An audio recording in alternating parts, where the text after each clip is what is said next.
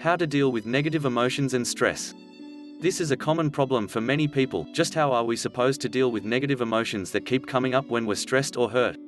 Should we stuff our anger and frustration away and pretend it doesn't exist so we can minimize the fallout from these emotions?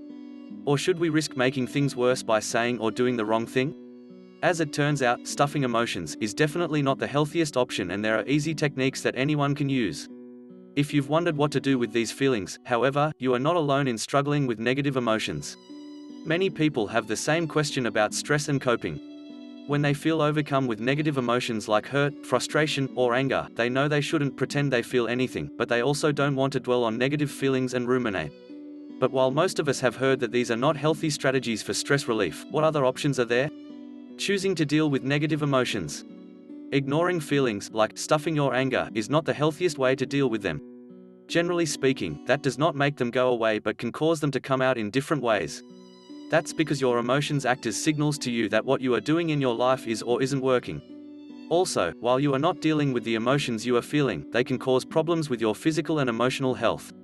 Rumination, or the tendency to dwell on anger, resentment, and other uncomfortable feelings, however, brings health consequences as well. So it's important to listen to your emotions and then take steps to let them go. Understand your emotions. Look within and try to pinpoint the situations that are creating the stress and negative emotions in your life.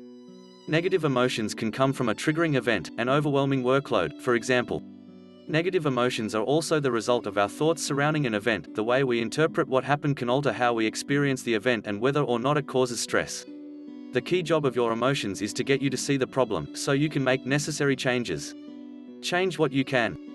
Take what you've learned from my first recommendation and put it into practice. Cut down on your stress triggers and you'll find yourself feeling negative emotions less frequently.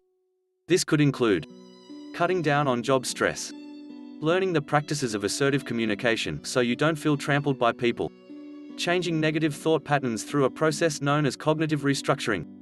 Find an outlet. Making changes in your life can cut down on negative emotions, but it won't eliminate your stress triggers entirely.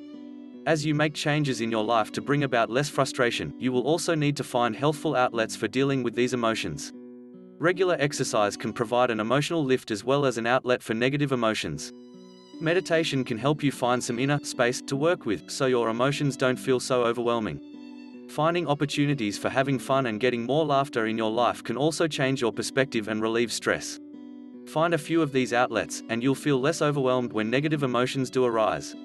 You will also want to practice healthy options for ongoing stress reduction. Give them a try and you'll feel less stressed.